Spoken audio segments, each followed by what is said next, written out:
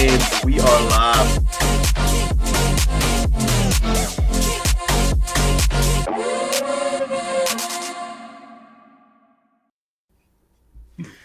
All right. Oh, Well, I hey, forgot to turn my camera back on. hey, it's our first time back as a team in a while. Hey, Yeah, everyone right. out there. I know you guys had Chris solo last Monday. I was a bit under the weather. I'm glad to be back. I'm excited to be back. It's the first time we've streamed together in over a month, actually, because we took a little bit of a break. And to be honest, it was much needed. So no regrets there. That's for sure. But we're back. I'm feeling excited for tonight. How about you, Chris? You feeling excited? I'm feeling very excited. Yeah, yeah. For those who don't know, I've we've got a special guest on, and she's a friend of mine, and I'm looking forward to having her be a part of Yep, our weird little world here that we discuss. absolutely. And Vinny, thank you. You're always one of our first commenters, if not our first. And thank you for sharing the video, the stream. It's greatly appreciated. As always, people, please comment. We'll reference the comments during the discussion. We love for this to be an engagement, not just us talking to each other, or, we like to talk with you. So, tonight's stream, we are going to be focusing on America, the Great Conversion, because this whole the whole Supreme Court case, the United States Supreme Court case aside, there has certainly been a conversion that has been happening in America for quite some time, and that has been the transitioning of children. I really think, and I'm just going to say it for myself here first, is that we need to get accustomed to referring to the transitioning of children as to what it actually is, which is conversion, right? And it's Right. just found its way all throughout America. What'd you say, Chris? Yeah, yeah, because I mean, I find it really interesting. You know, we're not going to go into the Colorado case before the Supreme Court exactly, but I do find it very interesting that a lot of people are very upset about that in the sense that they're talking about conversion therapy as if it's a bad thing, and I'll be the first to agree that it is. But but they seem to be so worried about conversion therapy and making sure that people don't go through this sort of thing, but they're forgetting the fact that doing child sex changes is like really one of the most radical forms of conversion therapy that you Mm-hmm. could possibly ever do. And, and I've said that before in various hearings in Jefferson City, which is Missouri's state capital. I've said it before, city council meetings, whatever the case may be, where this issue has come up, different states, in fact. I've said this, and it's like, I know that the left is going to sit there and be like, oh, conversion therapy bad. But they allow this to happen. And they not only allow it to happen, they support it. Yeah. And that's really terrible for our children. So, beyond the conversion therapy aspect of it, as we like to call it, it's kind of Mm-hmm. the thing that we call it conversion therapy. And I really, well, actually, let me just say, I really wish more people would refer to it that way because it would put the left in kind of an awkward position because now they're in the position of defending conversion therapy. So it would be kind of interesting to do that. Play that So Uno card. right, right. So I'd like to go ahead and put them in that position, but Mm-hmm. when they come up with this, but I think the thing is like so tonight. We're having my friend Representative Maisie Christensen on, and the reason I thought at first to have her on to talk about some of the stuff dealing with the child sex changes and some of the stuff that we have coming up here in Missouri and indeed around the country dealing with this issue is because Maisie and I actually first met each other at a rally in order to ban child sex changes in the state of Missouri. And she's been a wonderful person to work with. We've dealt with drag shows for kids and that sort of stuff. And Maisie's been a wonderful person to give me advice on things because as our audience knows, I'm running for the Missouri House, and she's been wonderful to that degree. But she's also someone that I can say is an absolute staunch defender of Missouri's children. She's willing to put her neck out on the line, and that is something that I Mhm. really admire because you would think that in our deep red state that it would be easy to get something like a ban on drag shows for kids passed. It's not. There's a Mhm. lot of people who just don't want to take this issue on, but Maisie is that type of person who will do that, and so I have a whole lot of admiration for her because she was, because she will take on those tough issues. She will stand up for what is right and what she believes in. And so, anyway, without further ado, if it's okay with you, Kevin, may I introduce everyone to Maisie Christensen? Absolutely. All right, here we go. Hey. All right. Well, Maisie, thank you so much for joining us. I really appreciate it. It's great. So, Yeah, thank you, Chris. Thanks, Kevin. yeah, Yeah. yeah, absolutely. So, anyway, like I said, I mean, the main reason is like, you and I met when we were doing that rally Hmm. for the SAFE Act and that sort of thing. I mean, what I'd be kind of curious, like, what got you interested in that? Like, what brought your attention to it? How did you find out that that was something that was going on? Was it just the normal pipeline of conversation that goes on in Jefferson City, or was it something you already knew that you were kind of like, yeah, I want to take care of this? Yeah, just give us a little bit of background on how you came to be a part of some of that. Yeah, sure. So you had Senator Mike Moon, and Representative Susie Pollock. So she was before me. They actually were running these bills for I think the last like 3 or 4 years. And this was really before, I would say most states actually were trying to take care of kids that were getting transitioned. It just wasn't really a hot topic. It was kind of underground, but it was definitely going on, and it was going on in our state as we found out.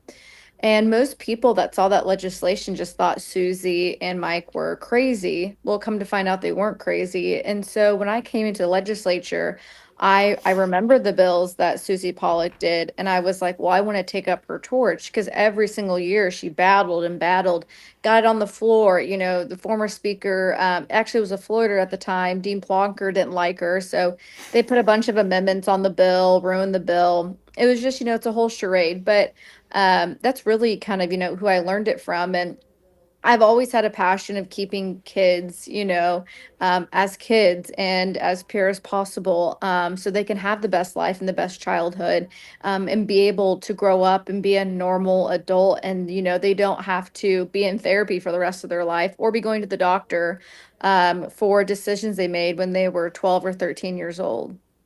Yeah, That absolutely. Kevin. Yeah, that's awesome. I mean, I like how motivated y'all were. I like that you got, Missouri is for I think for those of us on either the east or the west coast. Chris and I had this conversation. All the middle states, with Texas aside, kind of fall to the wayside when it comes to discussions. Hmm. If it's not happening in California, New York, or Texas, it's not exactly the talk of the town to say the big focus. So I was actually really excited to find out, and learn about how much has been happening in Missouri and for how long it has actually been happening in Missouri, which is absolutely amazing. My first experience with that was, of course, when I met Chris, and now I'm really excited to get to meet you as well, Maisie. With that, I figured we'd jump right to it. Yeah, so, I'm gonna read in my yeah, go beautiful right ahead, voice. Kevin. Go ahead and tell us exactly what the SAFE Act This is. is the summary. This is the AI summary I found for the Missouri Safe Act. Now, for the New Yorkers listening, this is not the New York Safe Act. This is not about gun legislation, folks. So just to clarify. All right. So Missouri Safe Act 2023. The Missouri Safe Act, Save Adolescents from Experimentation Act, passed in 2023, restricts gender affirming medical care for minors by prohibiting medical providers from performing surgeries, prescribing puberty blockers, or administering cross sex hormones to anyone under 18. The law, which entered into force on August 28, 2023, includes exceptions for individuals already receiving treatment before that date and allows for exceptions in cases of imminent danger of death or serious impairment. The ban on puberty blockers and hormones is set to expire on August 28, 2027, though the ban on surgery does not have a sunset clause. So I got a question for you both, actually. And Maisie, since you're our guest, I guess have you jump on it first thing, Chris. Mhm. I know a lot of people. First of all, would you say that's a fair summary of the Safe Act? Mhm. In Okay. I have to say a lot of people, and I know it caught my eye when I first read up on the Safe Mhm. Act, was the sunset clause. A lot Mhm. of people might be asking, why is that there?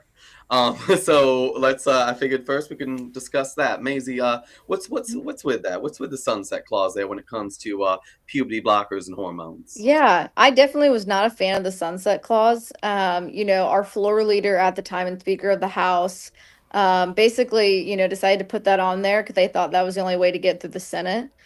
Mm, And in the Senate, that was kind of the Democrats' deal as well. I think because they didn't use a PQ for that. Um, and so I think a lot of it was our speaker, of course, our current speaker, he actually voted against it. I think was a way to try to solve the situation and then, we'll come back to it. But hopefully, with Amendment 3 that we're going to put on the ballot, if it gets enshrined in the Constitution, then our sunset clause doesn't matter. But we've been trying. I know not Senator, well, Senator Mike Moon and Representative Justin Sparks. And I believe maybe Senator Brad Hudson, they've been trying to remove the sunset clause, which of course to no mm, apparel. But most of us did not want that on there. mm. Chris, what was your take on the sunset clause? I think Maisie probably described it pretty well as Mhm. to why it was added.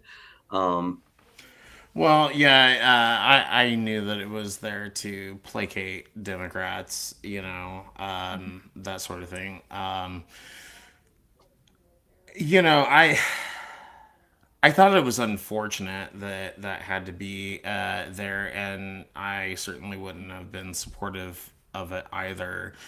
Um, I mean, I think that when I first was exposed to it, I was like, why are we doing this? mm, And but I guess that there was a part of me that I guess felt okay with things for a little bit because I was like, oh well, surely we're going to make this permanent. yeah. And then it became like a huge ordeal in order Mhm. to make it permanent. Mhm. I mean, as you see, we're going to now get to the point of making a constitutional amendment over it. Hmm. So, yeah, all the people that, all the people that supported the SAFE Act, especially Mike Moon and the many others, Maisie included, those people didn't want that. And, I mean, from my read of it, and it kind of goes along with what Maisie said, and it's like I said Mhm. a little bit earlier, it was to placate the Democrats. I mean, the Mm, Democrats were ultimately the ones who, you know, didn't want this mm. to happen. So, And so, I mean, that's something for people to keep in mind. It's like, even if you don't like me as a Republican, or Maisie as a Republican, or you as a Republican, Kevin, fine, just ignore us. We're just nasty Republicans. But mm, I will say, it's like, at the same time, grow, get a little bit of confidence, and go and ask your representative if they're a Democrat, or senator if they're a Democrat, why do you support child sex changes? And put it that way. mm, Don't say gender affirming care or any of this, Mhm. fluffy nonsense. Yep. Just ask them straight up why they support child sex changes. Yep, and say conversion even too. Why do you Mm-hmm. support child, sex changes? Why do you support this conversion, this type of conversion therapy, right? I would be very blunt. I want to follow up though, because obviously, whenever you're trying to pass legislation that's going to hopefully have a major impact, there's always not just obviously we have the sunset clause here, but we also have exceptions, right? Exceptions are always kind of made part of such legislation as well. And we saw that there. So there was exceptions in regards to those, who were already receiving treatments and therapies, prior to it being passed. And then it was also a case in case of death or something like that. And it kind of got me. It kind of got me thinking a little bit of how New York State has done certain things with different issues.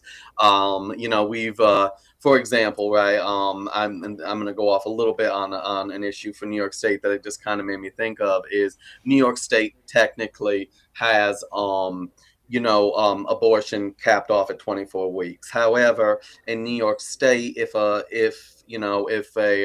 woman were to say, I feel severely depressed that I'm pregnant, technically, and no Democrat in New York State will argue against this question if you pose it this way, that if they were saying I'm gonna end my life if I don't have an abortion and I'm 8.5 months, right? Technically, under how abortion is in New York State, she'd be able to have the abortion. So there's like exceptions, life, risk, and like I said, I'm not going to bring us to the topic of abortion. I just use that as a reference for my own state to highlight exceptions and how they are applied. So with that, Chris, I mean, what was your reaction? What are your guys' personal feelings about the exceptions, such as, for example, if a child, at least how I'm reading it, if a child was currently going through treatment, then that treatment could continue for that child. Um, what's your feeling about that? Yeah, I mean, if it were up to me 100%, I would not have allowed for kind of like a grandfather clause that was in there because I do, I mean, and I nothing against anybody, I there may have been reasons for including that are beyond my what I know. But I would not have included that because the thing is like if this is harmful, if we're saying this is harmful, then why are we allowing people to go ahead and continue doing it just because they've already done it? You would want to put a stop to it. So, I mean, that was kind of the only thing about that was kind of confusing to me why those exceptions were there. But, I mean, like I said, there were probably very good reasons for it beyond what I know. But at least my initial kind of knee jerk reaction is no, I wouldn't have exceptions to it at all. It's like, no, you just stop this. This doesn't need to go on. There's no medically sound reason to continue doing this just because somebody has already started it. I mean, and using the words of, our liberal friends out there, it's totally reversible. So what's the problem? So, Maisie, what's your take on that? With those exceptions that were included? Mhm. So I would say the reason that they're grandfathered in. So when you have anyone, I mean, an adult, most adults, now are really into like taking like testosterone and estrogen.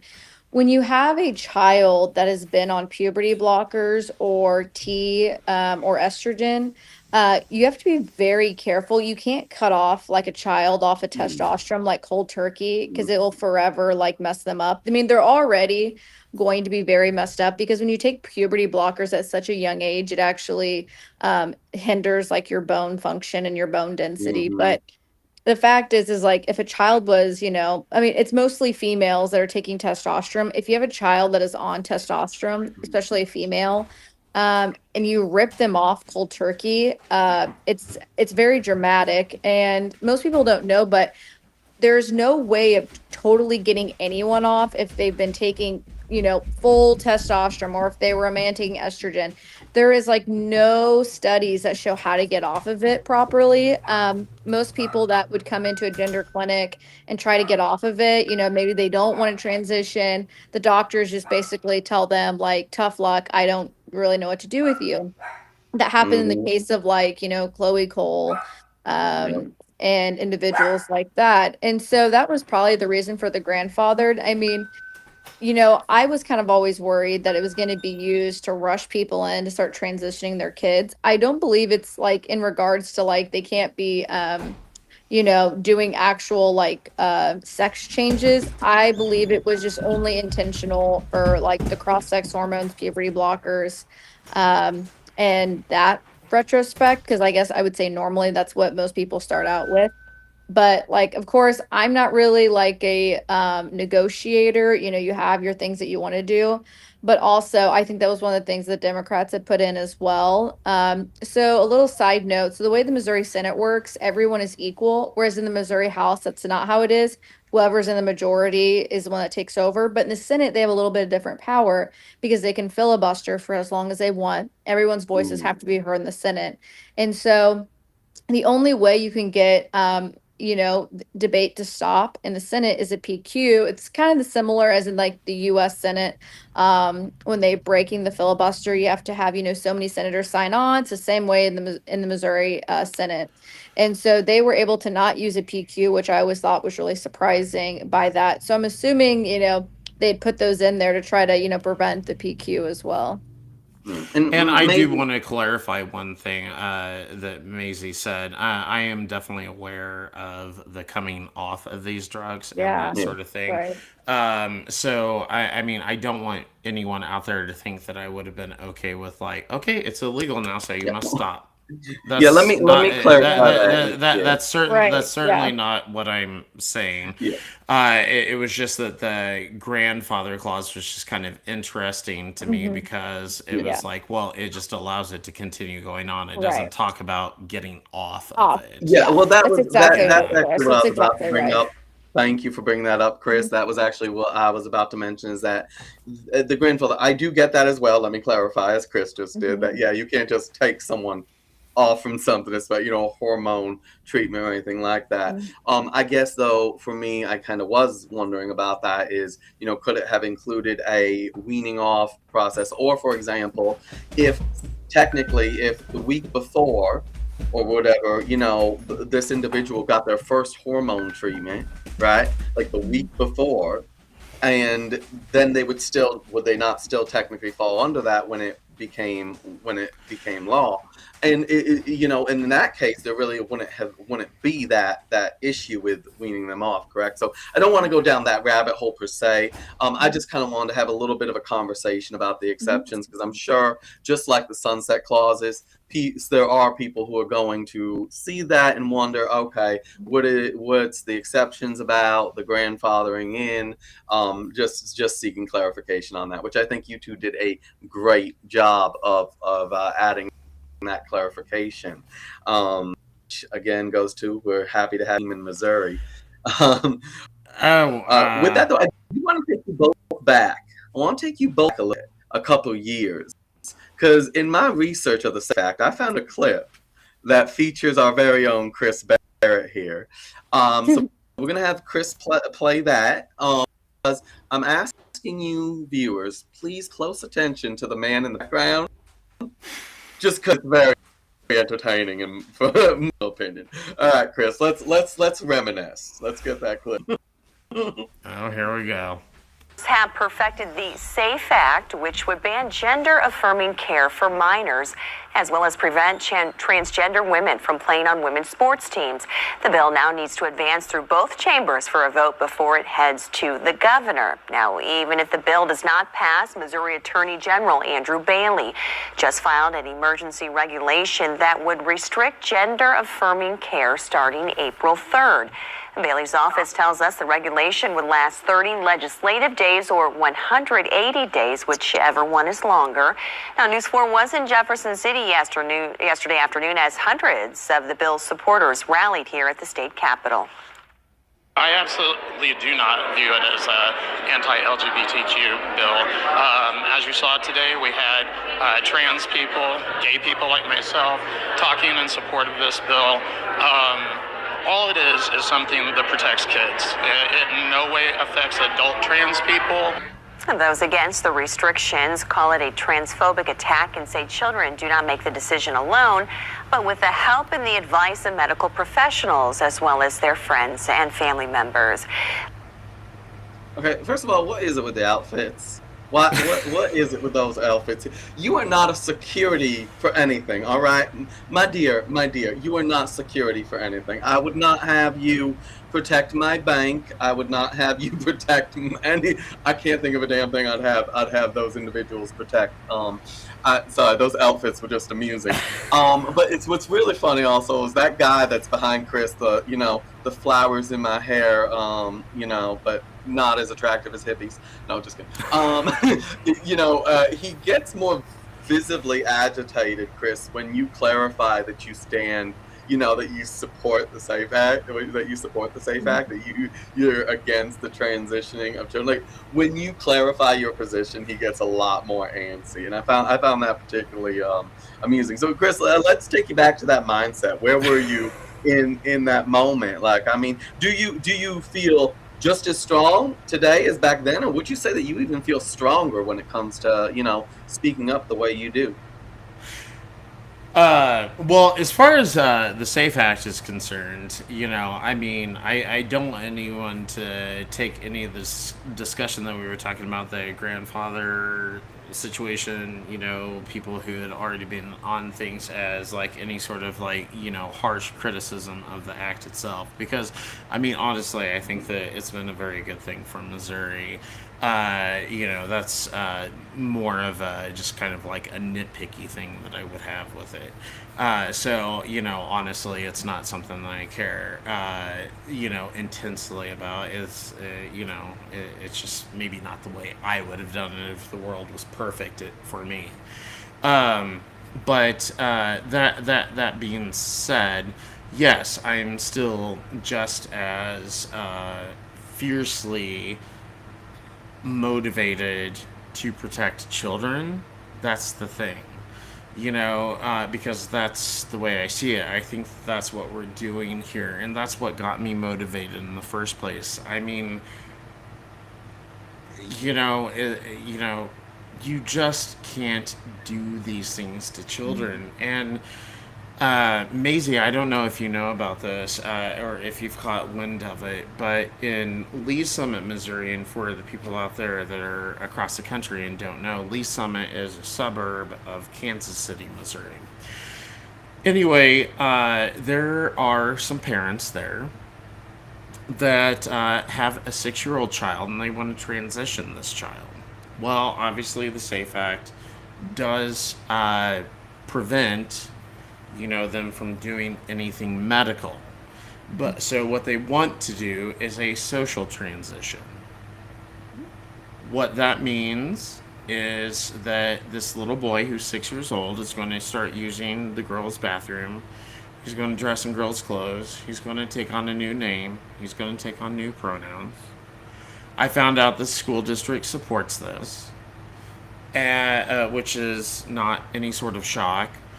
And, I'm just kind of wondering what maybe the next thing is that we can possibly do to protect kids. I don't know where I want to go with this exactly, but I think if you're asking about my passion with this, to a certain degree, because I have already been exposed to a situation like that I'm talking about in Lee Summit, I'm not sure that the SAFE Act went far enough. To a certain degree, because these people are still going to be doing this to their children. And look, guys, I am the first to be about parental rights, but at the same time, our society as a whole does draw certain boundaries as to what parents can do. You can't abuse your children, that sort of thing. And I see this absolutely as child abuse. This is like terrible child abuse that's going on with this 6-year-old. So as a society, we've set up laws to prevent parents from doing certain harmful things to their children. So I do wonder if we need to take a look at like, okay, what maybe more can we do? Because this poor boy, let's say we don't do absolutely anything. What's going to happen to this poor boy? Well, Yeah. when he turns 18, I bet you anything he's going to be fast tracked towards gender transition. He has no hope because he's been coerced by his parents his entire life to do this. Mhm. So I don't know exactly what the answer is because, I'm also kind of a limited government sort of Can, person. I don't can want the I? government coming in making everybody's decisions. But at the same time, it's like this is also child abuse. So I don't know. I mean, I don't know exactly what the answer is. I'll probably evolve on this and figure things out in the Yeah. future. But I do think that there is a little bit more to be done, and I'm definitely very fired up about that. Yeah. So actually, then I'll jump to you, Maisie. At the time that Chris did this interview, we're looking here in Missouri. Obviously, you were in your own state of mind and everything. Have since this time, have you evolved in any way? Where were you then in your mind, and where are you now in your mind in regards to this? To like the safe factor to what Chris was just Well, talking about in Lee's Safe summit. Act. Well, let's start with the Safe Act and then Okay, go sure. with what Chris was just talking about. Yeah, absolutely. My mindset has always been the same is, I want to make sure that kids get to be kids and that, the United States isn't falling behind. Even Europe has created laws banning this sort of thing. The United States is always like 10 steps behind sometimes on that. And Missouri notoriously is always, a few steps behind. But my mission is always, remain the same. Let kids be kids. You can't Mm-hmm. abuse your child. That's really important.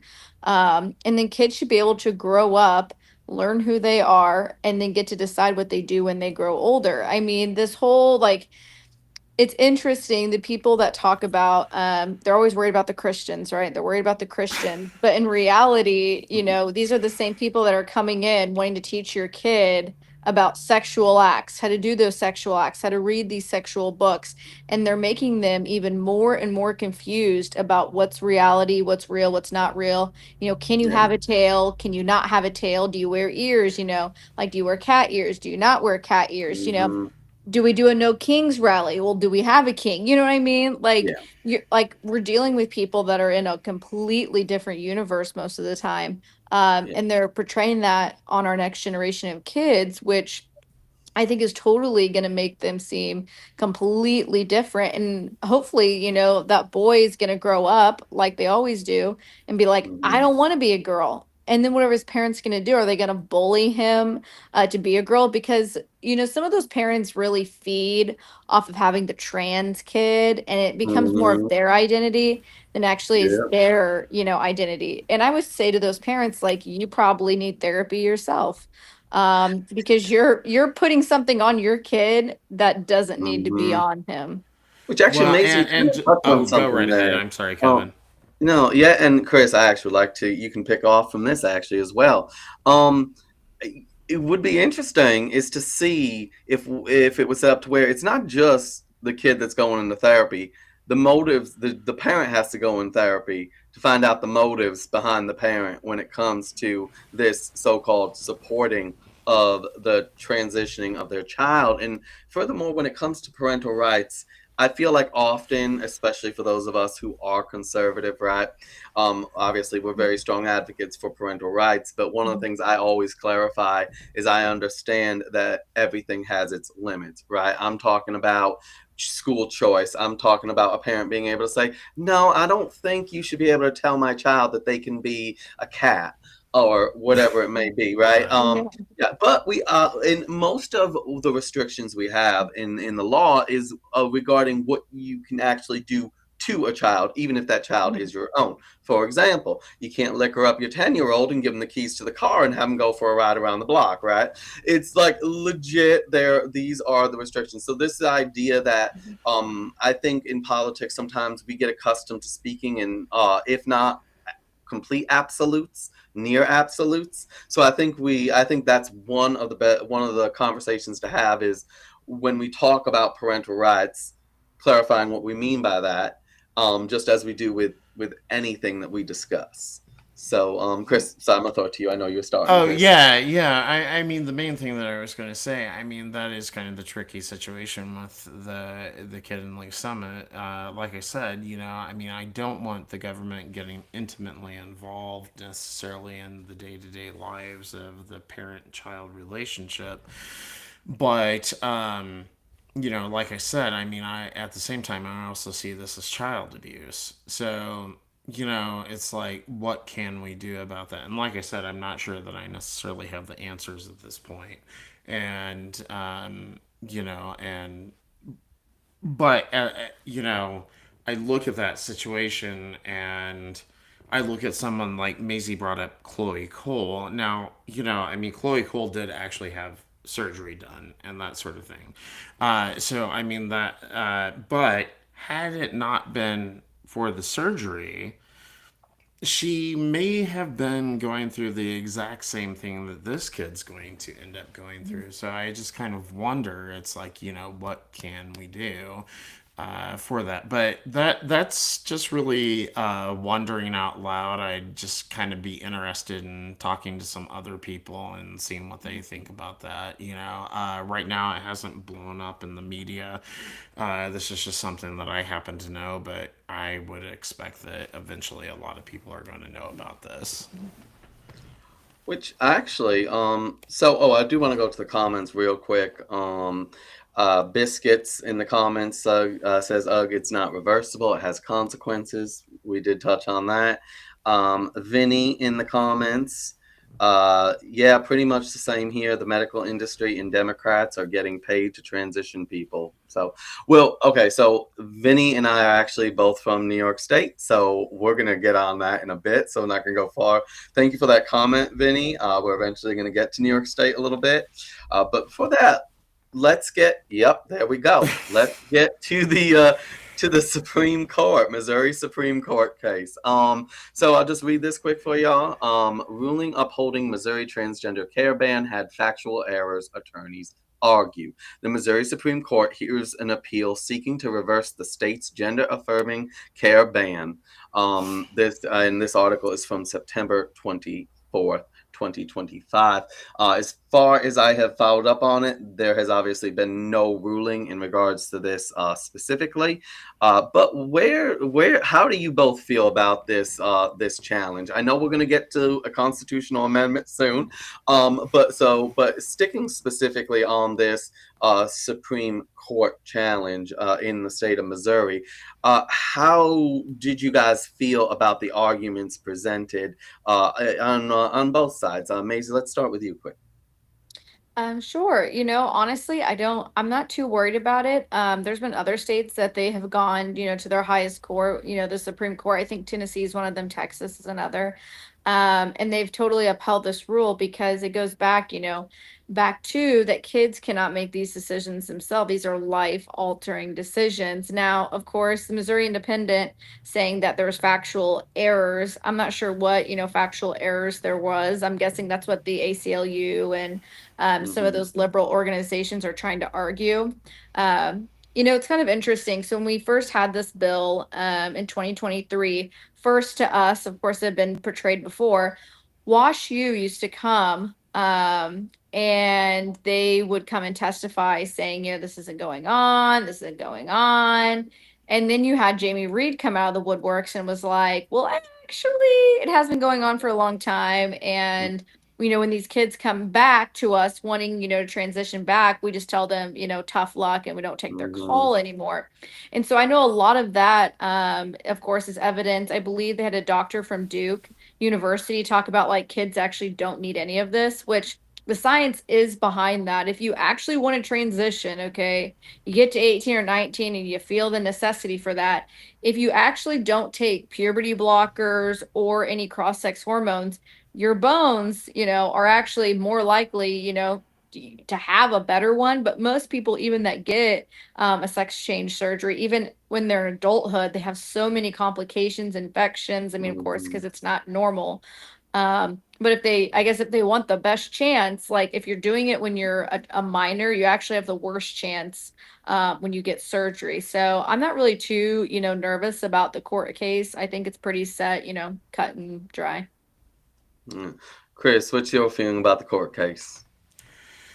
Well, I mean, they're trying to, I mean, I don't know. It's like scraping for the last little bit that they can get, or something like that. I guess the factual errors. I mean, after reading that particular article, because I do remember reading it. I mean, essentially, it's what you would expect. I mean, basically, the factual error that the state had was that we decided that transgender care for kids was wrong. That's what the factual error essentially was. I mean, seriously. So, so basically, they're coming to the Missouri Supreme Court and saying, yeah, we don't like this ruling because we don't like this ruling. I mean, that's essentially what they're saying. Yeah, from You what I know, read, Chris, you pretty much summed up what I read because I went into that the whole factual errors, and pretty much that is exactly what it is. We don't yeah. like this. It's wrong because we don't like this. Okay. Yes, and Um, that's essentially it. And I'm like Maisie. I mean, I'm not super concerned with this, and you know, and that kind of like brings us to a certain degree. Do you mind if I go ahead and kind of oh, absolutely. transition Let's us let's here? get into that to that amendment, the constitutional Yeah. amendment. So Yeah. this is so the Supreme Court situation is possibly going to be a moot point anyway, because we're going to be dealing with a constitutional Can I read amendment this real coming quick, up Chris? in 2026, and I'll hand it back to Kevin. All right. The reason I wanted to read it is because when I looked this up, I actually had trouble finding it. Believe it or not, I actually, when I typed in Missouri Constitutional Amendment 2026, it took me a bit to find even this exact summary. And let me read it, and then I'll say why I was kind of like, huh, when I when I found it. All right. So Missouri Constitutional Amendment 2026. First of all, it says abortion ban amendment. Right? A judge has approved the ballot language for a constitutional amendment to reinstate a new abortion ban, which would be listed as Amendment 3 on the 2026 ballot. The proposed ban is a slightly less restrictive version of the near total ban implemented in June 2022 and would allow exceptions for rape and incest up to 12 weeks of gestation. The ballot language reads: a no vote will not amend the Missouri Constitution to allow abortion in cases of medical emergency, fetal anomaly, rape, or incest, or to protect children from gender transition. Like right at the end, that is like very random. In my opinion, when I was reading it, I'm reading that last paragraph, right? And it's talking about specifically abortion or to protect children from gender transition. I, I found that to be a very interesting insert there, and it actually made me think a little bit of Prop One in New York State, which we'll cover later. But what's your take on this constitutional amendment, Chris? Let's start with you. Well, I think that Well, it's great explain it more because, to us, I guess, for those outside of yeah, Missouri. well, I mean, I know that the topic of this conversation isn't necessarily about abortion, but I will say that, I mean, I see this as a step in the right direction because as Missouri's abortion laws are concerned, it's atrocious. We have some of the most liberal abortion laws in the country, from what I've heard, and that's pretty insane. Um, but so I mean, I'm definitely thinking this is great. As it's great as far as that being a step in the right direction. But the other thing is too is that it does cover gender transition. I will say, I've got to confess, I'm a little bit unclear what the what the process was to get the stuff about gender transition stuck on there. That might be something that Maisie can answer better than I. Just for the fact that this particular constitutional amendment originated in the legislature, it's not an initiative petition. So procedure going on there. So, yeah, Maisie might be able to better explain this because it caught me off guard too. When this came about, I was like, oh, and we're going to take care of the gender transition stuff. Cool. But I just didn't know what the process was behind that. So, yeah, Maisie, go right ahead and fill us in. Yeah, so with Amendment 3 passing last year, which is kind of funny, it's the same, it's gonna actually still be an Amendment 3. So Amendment 3, back in 2024, there was a question, and there's been kind of some ambiguity on if it allowed children to transition because they didn't give an age limit. And the wording they used, they didn't use, female pronouns when they're talking about abortion. And so it really kind of correlated to, maybe reversing the SAFE Act.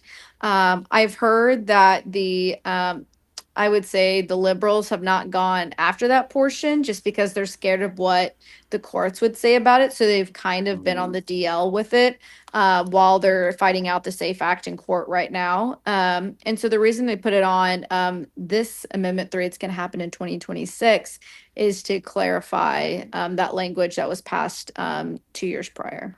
Ah, Okay. okay. All right. All Yeah, I right. kind of Yeah. wondered what the process was behind that. Mhm. Yeah. Yep. Thank you so much for that clarification, Maisie. Because, like I said, when I was researching it, I was first just seeing Yeah. abortion, right? And that's Yeah. what I was seeing. And then when I specifically put in, so I actually had to specifically Google transition, Yeah. child transition, and then it brought up that overview. So I was like, okay. I was like, so it's there. It's funny because, like I said, we saw something similar here in New York State when it came to our Prop 1, which, Speaking of, yes. So I'm going to read this to y'all, folks, and then we're going to make some correlations here. All right, so New York Prop 1, which passed in 2024, they refer to it as the Equal Rights Amendment, of course. The constitutional amendment was approved by voters in the November 2024 general election. It expanded New York's anti-discrimination protections to include ethnicity, national origin, age, disability, and sex, which explicitly includes sexual orientation, gender identity, and expression, pregnancy, and pregnancy outcomes. Now, that pregnancy outcomes was an annoying insert because Democrats have this belief that women who miscarry are going to be charged with murder, which is okay. Anyways, so reproductive health care and autonomy added protection for these rights to the state constitution. So, for us here in New York State, if those watching get kind of idea, this was a bit of that inverse, right? Abortion really isn't a focus here. In fact, it's not even mentioned by name. They specifically say pregnancy and pregnancy outcomes. That was their reference to abortion. This is where they're because they really even the Democrats didn't want to tie these things too closely together here in New York State. And what was also interesting is when I first looked up Prop 1 just for like a general even AI overview, it did not mention age. It excludes age. If you look up Prop 1 many times, you will see age excluded, and here's why. Because one of the arguments against Prop 1, or a criticism of it, was the fact that it puts age and gender expression, gender identity together. Does this mean then that that will then be an argument that if one of the arguments is okay, a 6-year-old cannot transition, right? If a parent was to say my 6-year-old cannot transition because they are 6 years old, I am their parent, they are 6 years old, my child is not going to transition, will we see that pushback be, well, that's not just discrimination based on gender identity, gender expression, but you're also discriminating against your child based on age? That created a interesting few conversations for me that usually resulted in the pro-trans agenda crowd running from me, blocking me, swearing at me, threatening me, because that is ultimately the goal here. The way this wording is it's unquestionable that it is an in for a lot of these individuals to try to get in between parents and their children, all while saying, oh, we're protecting the child's rights. Right. So that was just kind of our, our take. I don't know if either of you are familiar at all with Prop One here in New York State. But can I ask Well, for actually just from I, this I reading your guys' opinions on it? I mean, I can talk about it just from the simple fact of yes, I've also heard the thing about in California it's the same thing too, protecting the child's rights. It's like I can't help but go back to what I was talking about, the situation in Lee Summit, Missouri. Mhm. You know, by doing this, are they protecting that 6 year old's rights? Because I think that that's the assumption that liberals and people on the left instantly make, is that this, feeling about being trans or whatever the case may be is like something that just comes from the kid. And I don't think that is true at all. I mean, I can't imagine a 6 year old being confused about what sex they are. Not to the degree that they're talking about. I mean, they might have fantasy ideas about, like, oh, today I'm, Wonder Woman, even though I'm a boy, or whatever. They might have those fantastical ideas. But, it's not anything serious as far as, like, no, I truly believe that I'm a girl, meaning if they're a boy. And so, yeah, I'm kind of left thinking that we're more interested in protecting, the whims of adults who are looking to score woke points than we are Mhm. interested in Mhm. protecting children, if that makes sense. Absolutely. No, that makes perfect sense. Maisie, what's your take? Are you familiar with Prop One out of New York State or I'm gonna be honest with you, I'm not familiar with Prop One out of New York State, but I think Chris did a very eloquent job of explaining, it's maybe not even really about the children, it's about the woke points that their parents are Mhm. trying to score. Absolutely. Yeah, and Chris, I can't help but think about so a while back, Chris and I, before we even started all this, Mhm. we did a stream together where we talked about ourselves growing up, right? And with that, actually, Chris, if you can bring up that last image because this will take us right into it. Who is actually trying to erase kids? As I was researching, the safe act, as I was doing, researching transitioning of minors, all that stuff, this came up under the images. You will not erase our kids. And I was like, I actually agree with that statement, but from a very different position. I say you will not erase our tomboys. You will not erase our boys who might be a little bit more effeminate, so who knows, they might want to play with a doll. You will not erase our children that just to happen to have interests or express themselves in ways that are more accustomed to the opposite sex. You will not erase these children. You will let them grow. You will let them become adults. You will let them become who they are meant to be, whatever that may be when they are adults. And it did get me thinking of that stream. So, Chris and I had a conversation, a long one, where we talked about ourselves as children. I remember I wanted to play with dolls when I was younger. I remember one of my cousins who lived with us. I always joke and I say, I'm the reason she's a tomboy because my parents would get me trucks and cars and all that stuff, and they'd get her dolls. Well, I actually would take the dolls out of her hand and give her the trucks. So we're only a couple years apart. So I Oh was, my. I was like, and what's funny is I played with the dolls like they were action figures, like they were going to war with each other and all kinds. It was crazy. I actually took one of the dolls and made it look like a cat and did a Thundercats thing. Which is funny, even when you look at back in that day, even though I was playing with a Barbie, yes, I still had the very boyish nature Mhm. of, well, I'm gonna make Barbie basically GI Jane, and she's gonna get into fights and all that, right? Like, so I even that nature was there, but even that simple thing.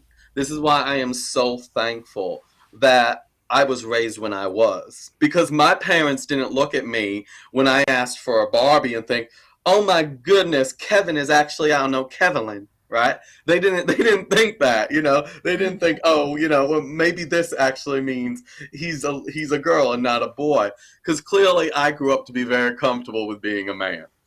All my flamboyancies aside, I grew up very comfortable with being a man, as you can see. But I actually really feel terrified. When I look back at that small boy that I was, I'm like, I don't know where I'd be, especially being in New York State.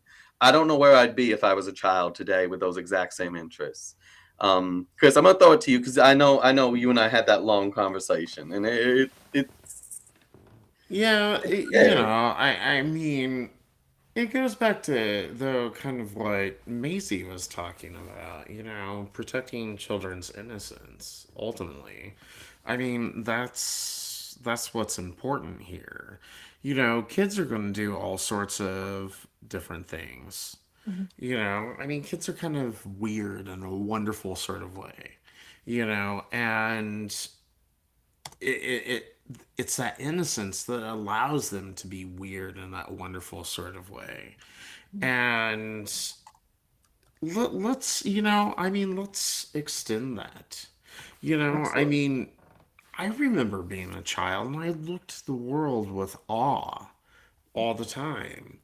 Mhm. And it makes me really sad that there's people that want to step in and interrupt that process, to take Absolutely. that sort of stuff away from a child, and instead of just letting them be.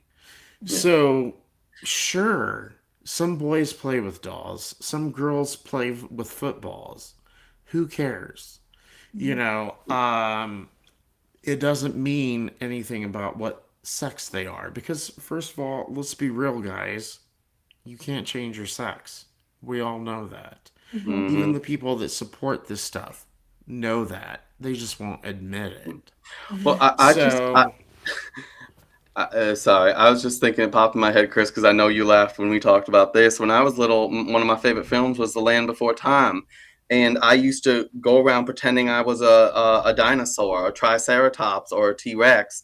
Yeah, no, that's not possible. My parents, it makes, I mean, I was like, I'm a triceratops kind of thing, you know. right. Um, but I do want to get quickly because. Maisie, again, thank you so much for coming on. I know it's we're getting there, and I know you have a busy schedule Mhm. yourself. So, Maisie, I want to give you a chance to just. What's your response to this? The idea of who is really trying to erase kids, and can you connect to that? Was there something about your childhood where you were like, Mhm. "Oh, thank goodness I was raised back then"? Yeah. I mean, I had a great childhood. I mean, I think I had the American dream of a childhood. I got to grow up with all my cousins and, run around, town and, I dressed in my boy cousin's clothes because, his shorts were way comfier than mine. And so you want to talk about like, tomboy, I definitely was that. I mean, I didn't wear makeup religiously till I was like a senior in high school and like doing my hair until I was like a senior in high school. So and it wasn't because I wanted to be a boy, it was just because I didn't really care about looking girly and used to drive my mom nuts. And so, the question really is like, you can't erase our kids, but you're trying to erase your kid's identity and his gender, Hmm. her gender, and then you're fighting against the very people that just want to keep them a child as long as they can. It's just kind of funny though. But sometimes you can't reason with unwise people as well, so you got to remember that as well. Yeah, and Maisie, one thing, because I always ask people this: do you Yeah. consider an irony to the fact that the same side that screeches against gender Mhm. stereotypes uses Yeah, gender stereotypes to identify children as trans? that's exactly right. Yep. Well, I know we got to wrap up because I know Maisie, your time is short. Maisie, Mhm. thank you so much. I Mhm. want to thank you so much for coming on. It was a pleasure to meet you. Is there any final thoughts you have for our audience? I don't, but thank you so much, Kevin, and love you, Chris. You're the best.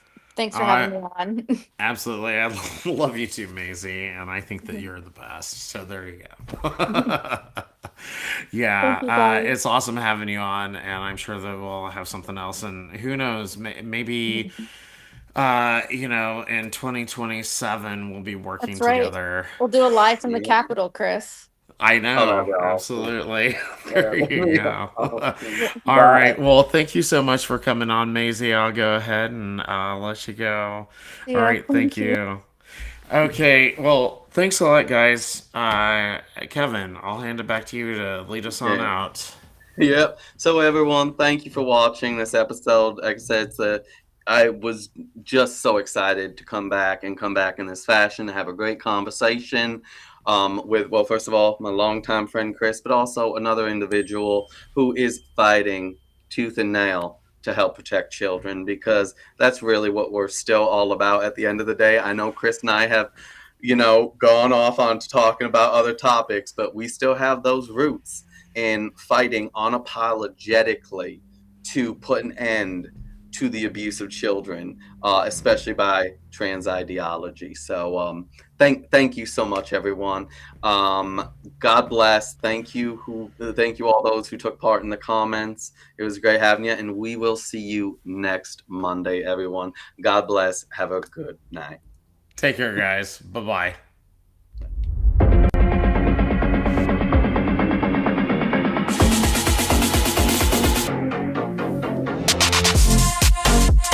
All right, everyone, and we are live.